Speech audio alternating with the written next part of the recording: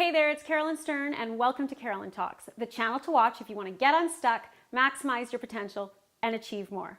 Today it's Call Into Carolyn and I have a client named Lindsey from Toronto and she's calling in. And Lindsey, are you there? I'm here. Hi, how are you? I'm good. How are you doing? Good.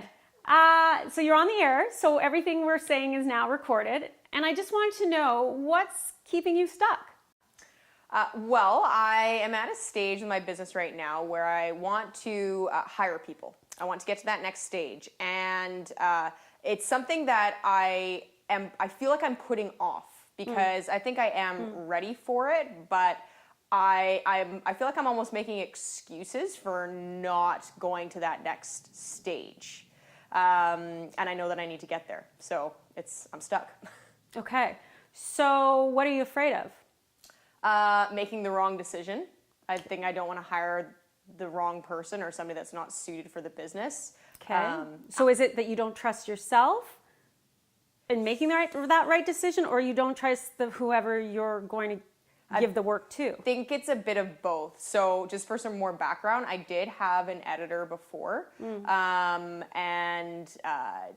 I had somebody that was part of my business, and it just didn't quite work out the way that I was hoping for it to work out. I think that definitely has left a bit of a mark. But okay, what happened? They were really good at the job, but their communication skills were not up to par. So okay, and what did that teach you? Well, it taught me that I should do a better screening process with interviewing people before I hire them. Right. See, a lot of professionals make the same mistake, which is they hire for the position. Rather, the position can be taught, right? You can't teach personality connection. So I want you to describe your personality. Okay. This feels funny to do, but I can do it. So I'm very driven, Okay. driven, motivated. I tend to overanalyze things, which can get me a bit stuck sometimes. Okay. And I think offline you had told me you're just newly engaged, correct? Yes. Describe your partner to me. What's he like? He is great. So he is, he's my soundboard when I talk about any business stuff. And describe his personality. So his personality. So he is very type A. Okay. He's super organized. Yeah. He's also very driven. Yeah. Because he has elements of what I have, but he's also very different though too. Okay, how is he different? So I'm just trying to figure out how to describe how he's different. I think he makes decisions faster than I do. I think he's somebody that looks at a situation and says, right, okay, we need this, this, and this. We don't need this. Boom, this is this decision that we're going to make, and we're moving forward from there. Okay, so it's interesting because what I hear is you're indecisive. Yes. Well, I mean, to be honest, sorry, not to call you out, but even on this call, you've been quite indecisive in terms of describing what you're looking for. Yes. Sorry. So, question, how do you work on your indecisiveness? Well, that is a very good question, because I think that also comes down to trusting my instincts with things too. Right. Because I think I'll double guess. So yeah, is this the right call? Is it not the right call? Right. So I think that's big in why I'm indecisive. Right. A lot of the time. Okay, so you don't trust your own judgment. And you trust your partner? Yeah. So is it a possibility that he could be part of your screening?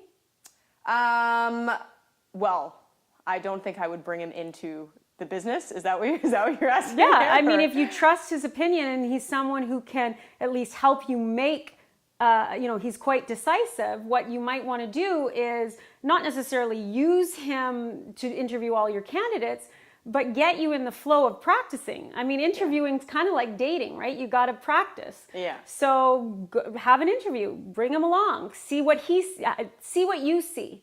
And before you get him to see what he sees and describe what you see and make some definite decisions on what you see and why you like the person and what you didn't like about the person, and then get his feedback.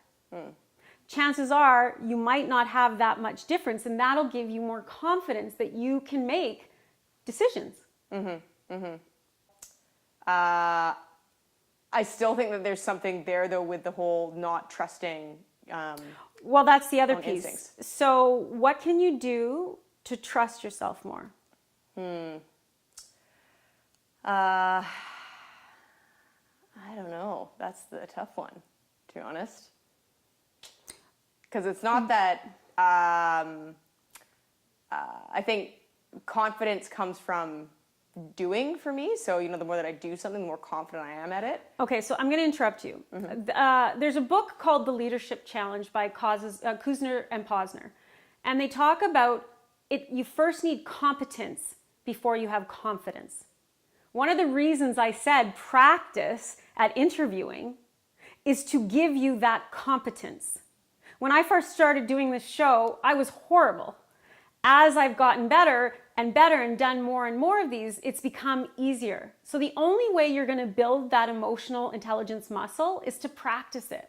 So practice interviewing people. Don't necessarily pick anyone, but just practice and see how you can make a decision based on that. That'll start giving you the trust that you need. That makes sense. Well, I think another thing too is feeling bad about turning people away.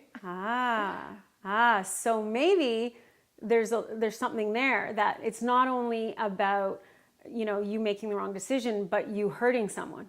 Yeah, potentially. So interestingly enough, there's always the dark side to emotional intelligence. People always think that you need high scores to have a high sense of emotional intelligence. Well, you might have too much empathy, which is you care too much about other people.